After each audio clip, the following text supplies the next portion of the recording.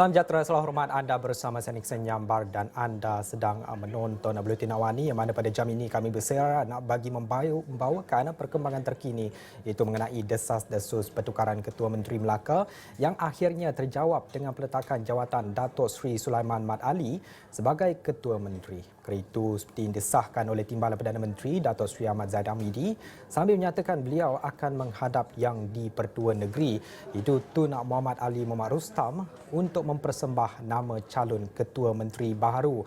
Dan bagi kita melihat kepada perubahan kepimpinan Kerajaan Negeri Melaka yang bakal berlaku ini, bersama di talian pada ketika ini adalah penganalisis politik Universiti Sains Malaysia iaitu Profesor Dr. Siva Murugan Pandian. Profesor, terima kasih kerana sudi bersama dengan kita pada jam ini bagi mengulas berkenaan dengan perkembangan politik di negeri Melaka. Kita lihat tiada angin, tiada ribut, tapi 2-3 hari ini itu sejak kebelakangan ini desas-desus pertukaran Ketua Menteri muncul kembali. Dan dari luaran lihat pada politik Melaka yang stabil dan tenang. Apakah yang berlaku sebenarnya di negeri itu? Kerana spekulasi pertukaran Ketua Menteri ini juga pernah muncul pada Disember tahun lalu. Seperti ada urusan yang tidak selesai sejak kemenangan besar BN dalam PRN pada November 2021. Apa pandangan awal Prof?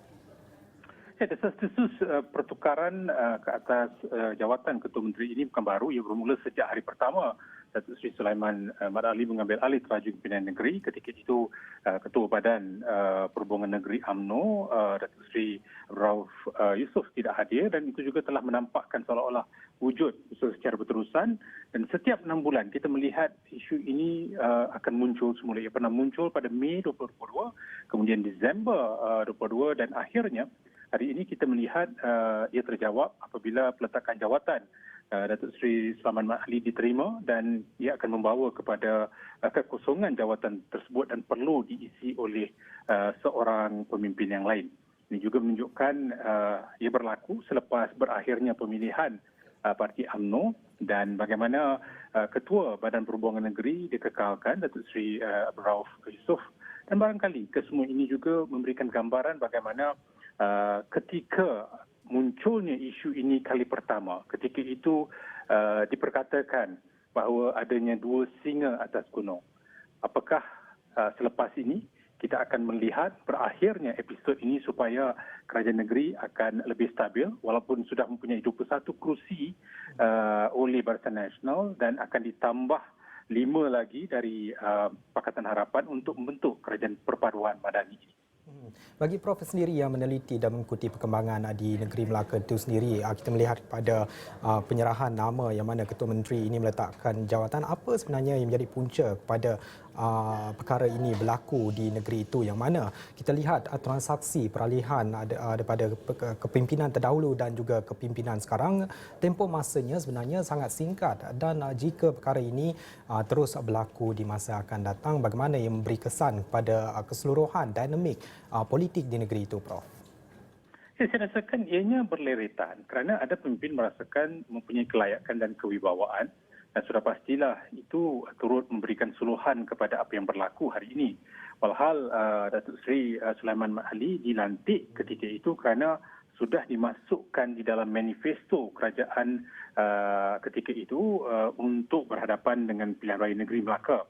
Jadi walaupun wujud keadaan seperti itu tetapi desakan secara berterusan untuk menggantikan beliau seolah-olah tidak berakhir, ia juga membawa kepada persoalan krisis legitimasi politik yang boleh mengganggu gugat perkara-perkara lain yang perlu dilakukan di negeri Melaka khususnya untuk membawa semula kesejahteraan dan juga perubahan serta pembaruan seiring dengan kedudukan semasa. Jadi saya percaya selepas ini diharap ianya tidak lagi membawa apa-apa episod tetapi yang bakal menggantikannya jika sebagaimana yang diwar-warkan adalah Datuk Seri Rauf Yusof selaku seorang bekas speaker, seorang yang memegang jawatan Esko Kanan, Esko Perusahaan, Pelaburan dan juga Pembangunan Usahawan mampu untuk menggunakan pengalaman itu dan juga pengalaman yang pernah beliau ada di peringkat pusat, dan jika sekiranya beliaulah calon itu, maka saya percaya usaha pertama adalah untuk merapatkan barisan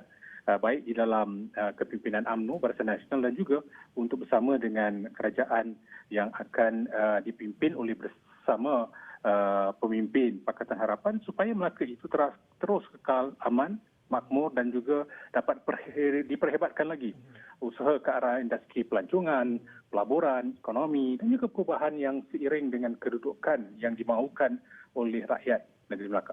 Di peringkat persekutuan pula bagaimana kalau kita lihat selain pada apa yang dikatakan oleh Prof sebentar tadi itu calon yang mungkin akan dikemukakan sebagai ketua menteri itu dapat merapatkan jurang di peringkat kerajaan negeri dan juga persekutuan, bagaimana pula ketua menteri yang baru ini mungkin dapat membawa aspirasi kerajaan perpaduan ataupun kita melihat pada konsep madani yang diterapkan dalam kerajaan yang memimpin sekarang ini dan juga Melaka Madani itu sendiri, bagaimana Prof?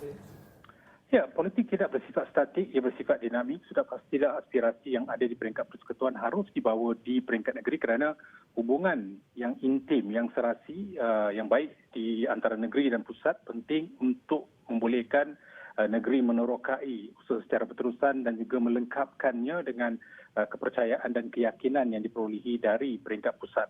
Dari sudut dana kewangan, dari sudut suntikan, kepelbagaian dalam apa saja sistem penyampaian yang perlu dibawa juga memerlukan hubungan yang resiprokal yang saling lengkapi di antara persekutuan dan juga negeri. Saya percaya dengan kedudukan Datuk Seri Abdul Rauf, jika sekiranya beliaulah yang dilantik, sudah pasti beliau juga akan menggunakan kedudukan sebagai Ketua Badan Perhubungan Negeri UMNO dan juga seterusnya melihat apakah perubahan yang boleh dibawa supaya ianya melengkapkan apa yang sedang dilakukan di peringkat persekutuan. Apatah lagi di peringkat persekutuan, kerajaan adalah kerajaan perpaduan, kerajaan campuran, kerajaan yang dianggap sebagai kerajaan yang membawa kepada penggabungan di antara Pakatan Harapan, Barisan Nasional dan parti lain, dan itu boleh dilakukan di peringkat negeri.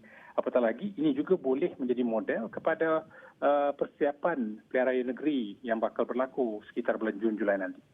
Dan kalau kita nak ambil kira kepada situasi yang berlaku di negeri Melaka berkenaan dengan desas-desus ini, adakah kita juga bakal menyaksikan kesan domino akibat daripada perubahan kepimpinan di negeri itu yang mana mungkin akan berlaku di negeri-negeri lain, kerana kalau kita melihat pada situasi yang berlaku di negeri Melaka, ketua menterinya atau kerajaan negeri telah tertubuh sebelum pilihan raya umum ke-15 dan keadaan yang sama juga pernah berlaku di Johor dan Pahang. Situasinya boleh disifatkan mungkin sedikit berbeza tapi hampir sama. Adakah kita boleh menjangkakan pertukaran nakoda pentadbiran di negeri lain seperti di dua negeri ini, Prof? Saya tidak melihat episod yang berlaku di Melaka boleh kita samakan dengan apa yang boleh berlaku di negeri lain, khususnya di Johor ataupun Pahang.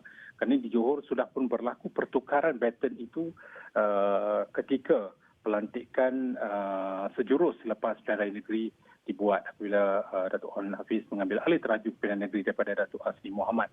Jadi dalam konteks itu kita sudah melihat perubahan dilakukan, merapatkan barisan dilakukan, pemilihan dalam UMNO juga melihat ianya bergerak ke arah tersebut. Di Pahang kita melihat kemenangan Datuk Seri Wan Rosli sebagai calon yang paling besar majoritinya dalam jawatan naib presiden juga melengkapkan kedudukan itu. Dan saya percaya yang perlu dilihat selepas ini, diteliti, dihalusi oleh kerajaan di peringkat negeri adalah bagaimana untuk membawa kepada model madani ini. Bagaimana madani itu dapat dijadikan sebagai asas supaya difahami, diterap dan juga dijadikan sebagai amalan di dalam gerak kerja dan juga pentadbiran di peringkat negeri supaya ini akan menjadi model baru. Barangkali inilah tawaran ataupun formula yang mahu diperkenalkan selepas ini dan jika itulah keadaannya, ia perlu dilakukan segera kerana masa tidak bersama dengan mereka sehingga dalam sekitar 4 bulan untuk berhadapan dengan pilihan raya negeri dan mungkin jika berjaya dalam jangka masa yang singkat itu boleh digunakan pakai sebagai salah satu bahan untuk menarik sokongan dalam kalangan pengundi atas pagar ataupun yang mereka yang telah melakukan uji protes sebelum ini di dalam beberapa pilihan raya negeri akan datang. Apa yang dapat kita jangkakan seterusnya dalam tempoh beberapa hari saja ini dan juga selepas kepimpinan negeri Melaka itu telah pun disahkan nanti, yang dikatakan kabar anginnya yang mana Jumaat akan berlakunya pertukaran ataupun transaksi Ketua Menteri Melaka secara rasmi pada Jumaat ini. Bagaimana, apa yang dapat kita expect ataupun jangkakan daripada situasi di negeri itu, dan mungkin selepas itu apa mungkin 3 cabaran utama yang bakal dihadapi oleh kepimpinan baharu ini?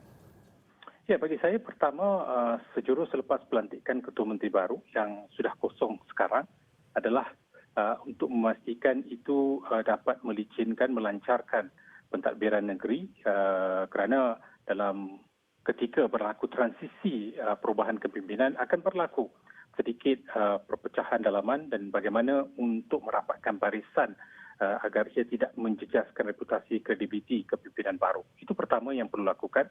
Kedua, itu juga seiring dengan pelantikan ESCO, saya percaya akan ada perubahan jika sebelum ini ada 11 ESCO dilantik dan apakah komposisi itu akan membawa kepada pecahan baru untuk melibatkan juga ESCO dalam kalangan kepimpinan Parti Pakatan Harapan yang kini sudah bersama dalam kerajaan negeri. Bermakna jika angkanya dikekalkan 11 pelantikan ESCO, bagaimana kepecahan akan dilakukan untuk membolehkan Barisan Nasional dan juga Pakatan Harapan membolehkan mereka memobilisasi kedudukan itu supaya dapat menggerakkan perubahan dan pembaruan yang mahu dilakukan. Cabarannya saya rasakan sudah pasti di peringkat awal untuk mencari keserasian, kerjasama, kolaborasi di antara kedua-dua blok parti gabungan ini di peringkat negeri. Yang kedua adalah merapatkan barisan di dalam parti sendiri, khususnya ketua-ketua bahagian, bagaimanakah mereka akan menunjukkan sokongan kepada kepimpinan baru, itu wajar dilakukan segera. Dan yang ketiga, saya rasakan tumpuan ke atas cabaran besar isu yang sedang dihadapi oleh rakyat negeri Melaka, sebagaimana juga di negeri lain, kos sara hidup dan juga soal ekonomi, soal peluang pekerjaan, pendidikan, kesihatan. Ini merupakan antara perkara yang wajar diberikan pertimbangan oleh kepimpinan baru, bagaimana di dalam kesinambungan apakah akan ada perubahan tertentu yang mahu dilakukan seiring dengan gaya kepimpinan baru. Saya percaya ini antara perkara yang barangkali akan menjadi pertimbangan ataupun petunjuk kepada bakal Ketua Menteri Melaka. Secara ringkasnya Prof, kalau kita lihat kepada ketidaktentuan politik di negeri Melaka ini dengan pentadbirannya bersilih ganti, adakah perkara ini akan mencetuskan gelombang baharu terutamanya dalam kalangan rakyat? Bagaimana sentimen rakyat apabila berlakunya pertukaran kerajaan negeri ini dalam tempoh yang singkat ini, dan bagaimana sebenarnya perkara ini dapat memberi impak terutama sekali kepada keyakinan rakyat negeri itu dalam pentadbiran kerajaan negeri? Ya, bagi saya rakyat negeri Melaka sudah pasti mahu melihat ini mengakhiri kebincangan ataupun kemelut yang sudah berpanjangan untuk sekian lamanya.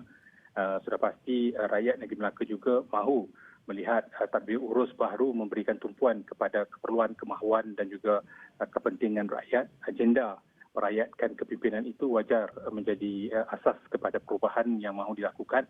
Sudah pasti politiking mahu diakhiri di peringkat ini supaya kestabilan politik itu akan dapat merancakkan semula sektor ataupun perkara lain yang perlu dilakukan oleh barisan kepimpinan negeri.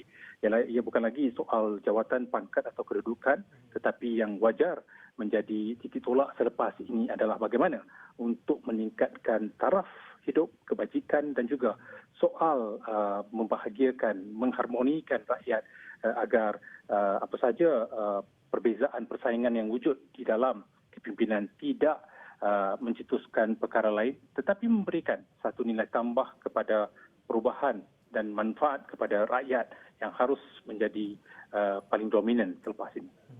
Baik, itu beberapa pandangan awal yang dikongsikan oleh penganalisis politik Universiti Sains Malaysia, itu Profesor Dr. Siva Murugan Pandian. Terima kasih Prof kerana bersama dengan kita memberi ulasan awal berkenaan dengan situasi politik di negeri Melaka, yang mana Timbalan Perdana Menteri Datuk Seri Dr. Ahmad Zahid Hamidi pada hari ini mengesahkan bahawa Ahli Dewan Undangan Negeri Lendu itu Datuk Seri Sulaiman Mat Ali telah meletak jawatan sebagai Ketua Menteri Melaka. Ahmad Zahid dan juga Presiden UMNO berkata Sulaiman telah menyerahkan surat peletakan jawatan itu pada pertemuan di pejabatnya di Parlimen semalam, dan sehubungan itu Ahmad Zahid Berkata beliau akan menghadap Yang di-Pertua Negeri Melaka iaitu Tun Muhammad Ali Rustam untuk mempersembahkan nama calon yang sesuai untuk dilantik sebagai Ketua Menteri Melaka yang baru. Bagi anda di rumah, jangan lupa ikuti transisi pertukaran Kerajaan Negeri Melaka secara komprehensif. Akan kami bawakan bermula esok di Astro Awani. Saya kira itu sahaja masa yang kita ada pada jam ini.